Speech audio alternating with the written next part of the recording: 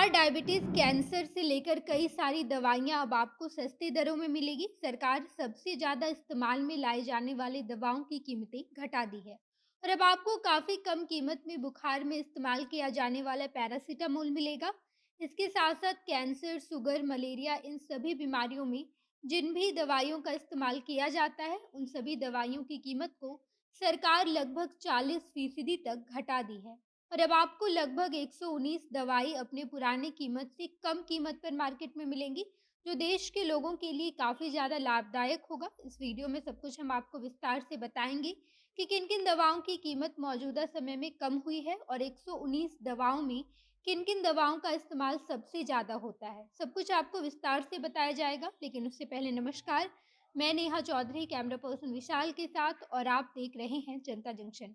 देश में हर घर में आपको कम से कम एक लोग बीमार मिल ही जाएंगे जिनकी दवाइयों का खर्च काफ़ी ज़्यादा आता है। लेकिन अब उन लोगों के लिए सरकार एक खुशखबरी लेकर आई है और अब बुखार से लेकर कैंसर, डायबिटीज़ और हेपेटाइटिस सहित कई सारे ऐसे गंभीर बीमारियां हैं जिसकी चपेट में आकर लोगों को काफ़ी ज़्यादा पैसा बर्बाद करना पड़ता है। तो अब इन सभी बीमारियों के इलाज में काम आने वाली दवाइयों की कीमत केंद्र सरकार 40% तक कम कर रही है। ऐसा सरकार ने इस वजह से किया है क्योंकि सरकार अपनी आवश्यक दवाओं की एक सूची तैयार कर रही है। ये वही दवाई है जिनका इस्तेमाल सबसे ज़्यादा होता है।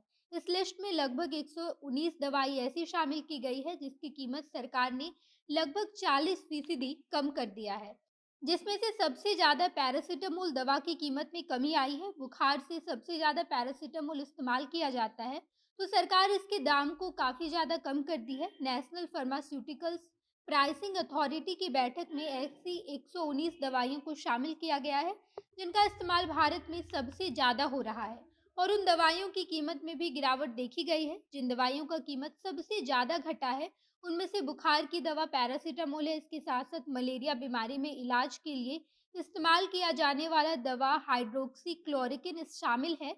इसके साथ साथ कैंसर रोधी दवा टैमोजोलोमिड दवा भी 40% की गिरावट देखी गई है। आपको बता दें कि टैमोजोलोमिड दवा का इस्तेमाल कैंसर के इलाज में किया जाता है और इसका खासकर इस्तेमाल उस वक्त होता है जब कीमोथेरेपी किया जाता है। इसके साथ साथ कैंसर में कई सारी दवाइयों के इस्तेमाल किए जाने की वजह से पेशेंट के खून में यूरिक एसिड का स्तर काफ़ी ज़्यादा बढ़ जाता है और इसी यूरिक एसिड को कम करने के लिए एलोप्यूरिकनॉल दवाई का इस्तेमाल किया जाता है और इसकी कीमत में भी 39% की गिरावट देखी गई है।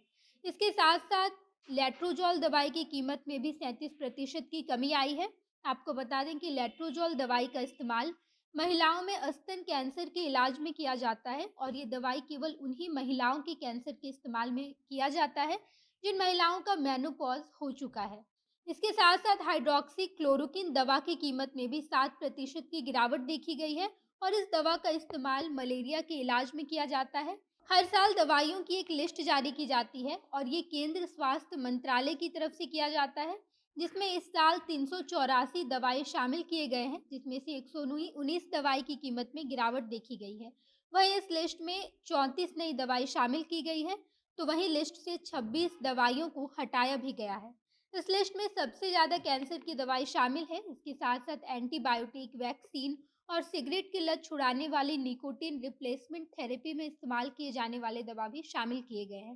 बाकी कुल मिलाकर बात यही है कि इस साल कैंसर, बुखार, मलेरिया, शुगर जैसी बीमारियों के इलाज में इस्तेमाल किए जाने वाली दवा की कीमत में गिरावट देखी गई है। आप इस बारे में क्या सोचते हैं? कमेंट बॉक्स में बताइएगा।